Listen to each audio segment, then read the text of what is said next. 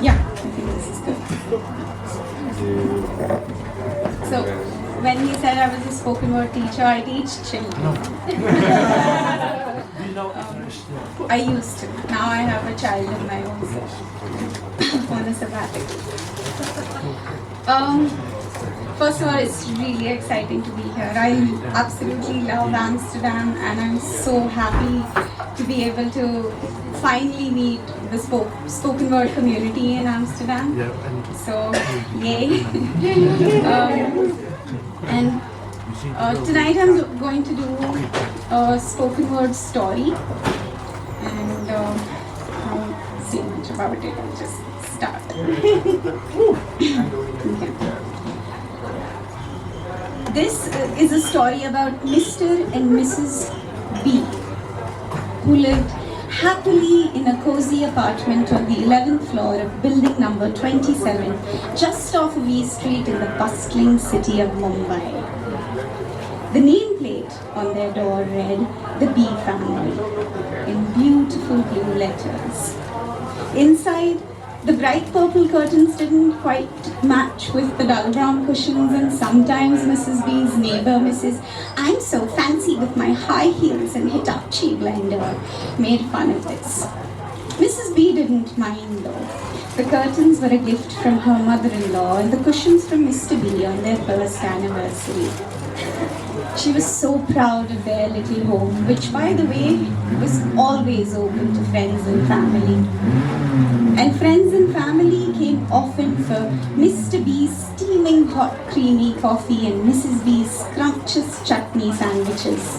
And although they didn't have a guest room, the couch pulled out into a makeshift bed, and for a sleepover party of drunken friends, it was more than sufficient.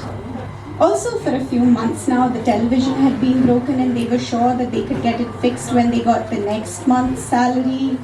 And that never happened. But nor did it stop them from watching must-watch events, a big match for instance. Mr. and Mrs. B would sit in their balcony looking into Mr. and Mrs. K's living room, cheering in excitement every time Kohli hit a six or Ashwin took a wicket.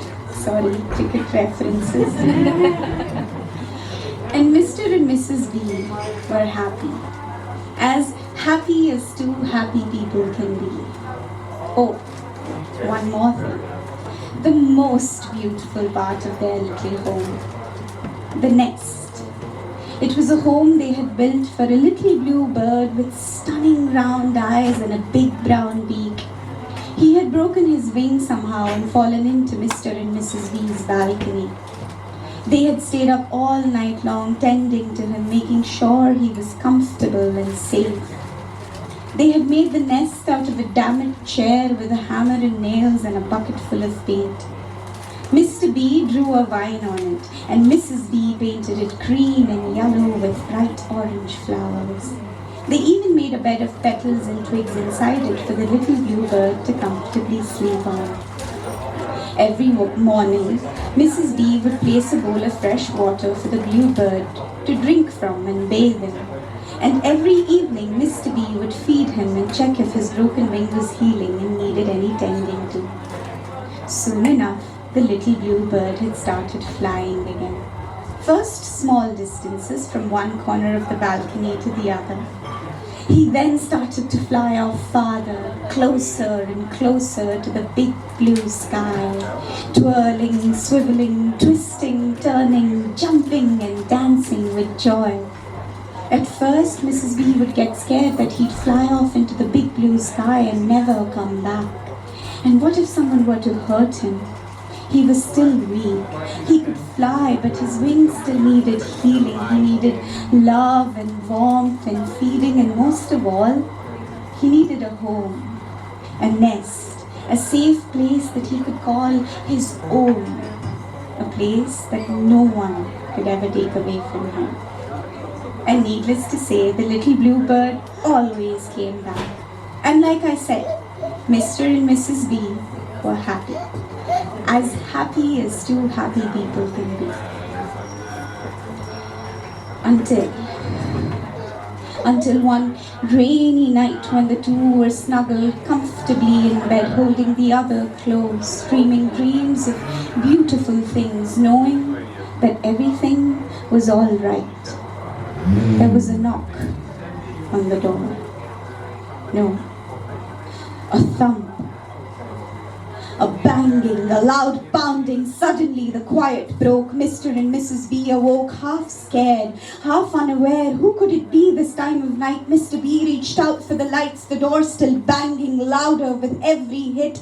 And then there was a crash. Someone had broken through, but before Mrs. B could utter the word who, he stormed in, tall and terrifying, his left shoulder bleeding, leaving a trail of red on the floor, his body still shaking from the exertion of breaking down the door. He stood before them, his face hidden in the dark of the hooded cloak that he wore. "You need to come with me," he said. "You need to come right now. All the buildings are being torn down."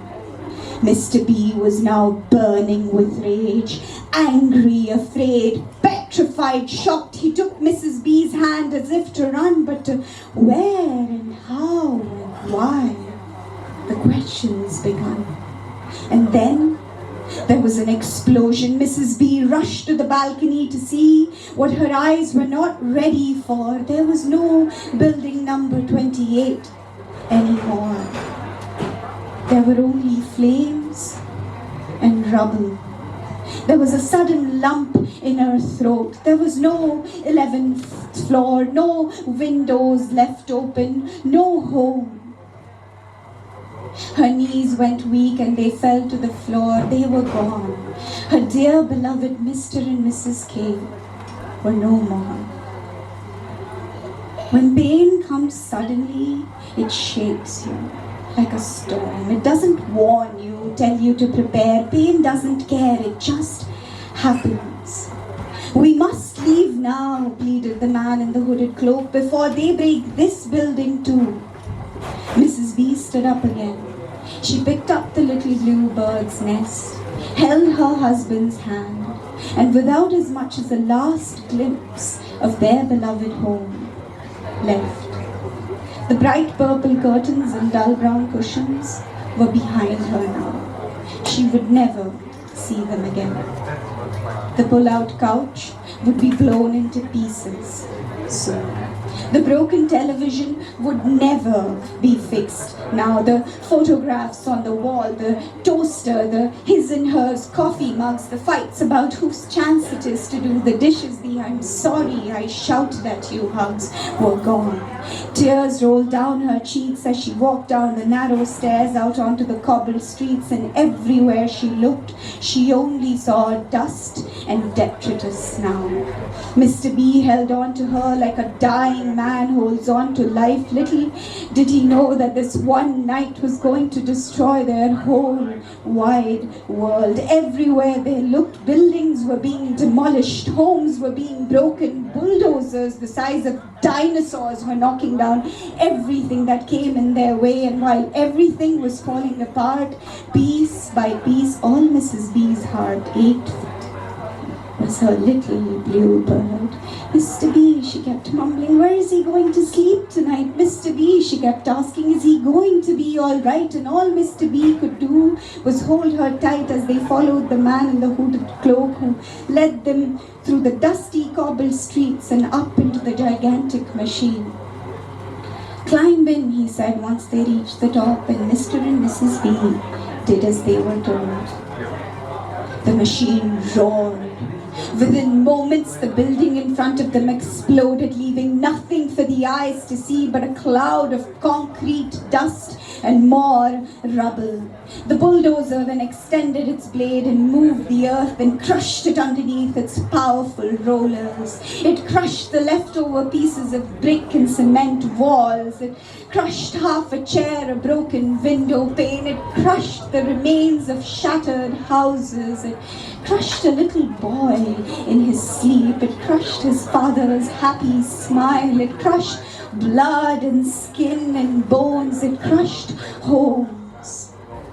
"Why are you doing this?" Mr. B cried in rage. "Why are you doing this?" "Don't worry," said the man in the hooded cloak. "I'm taking you to a safe place. Mr. B now clenched his fists and closed his eyes. He simply couldn't look at his whole world being destroyed. And Mrs. B watched in despair as the man in the hooded cloak navigated the bulldozer. With the front blade and roller, he moved and crushed the dirt, and she noticed how through all of this, he kept one eye on the rearview mirror. She followed his gaze, and what she saw was so incredible, so unbelievable, that she blinked twice and rubbed her eyes. Perhaps it was all a dream, she thought. As the bulldozer moved and crushed the dirt with the front blade and roller, from the rear end, it planted seeds that darted up into tall, colourful trees, mangoes, bunions, neems bearing fruit and flower in plenty. "We're building a forest here," said the man in the hooded cloak, noticing the look on Mrs. B's face. He then pointed at another bulldozer a few blocks away, and another one, and there were hundreds of them demolishing buildings and constructing trees. "It's called de-civilization," he said, pointing at the vegetation popping up from the ground where the swimming pool used to be, where the movie theatre was. On the concrete road, cars crashed and motorbikes collided as trees came suddenly in their way. "We are taking back what was rightfully ours," he said. "These were our migratory paths.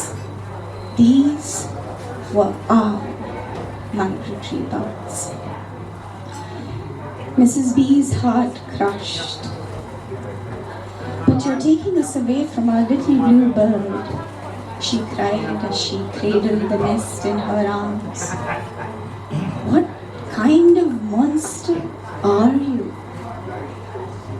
The man in the hooded cloak stopped the machine now and unveiled his face. "It's me," he said, looking straight at Mrs. B, and in an instant she recognized those stunning round eyes, that big brown nose. It was him. It was her little blue bird. "I'm taking you home," he said. "I'm taking you to a safe place, a place which you can call your own." Thank you.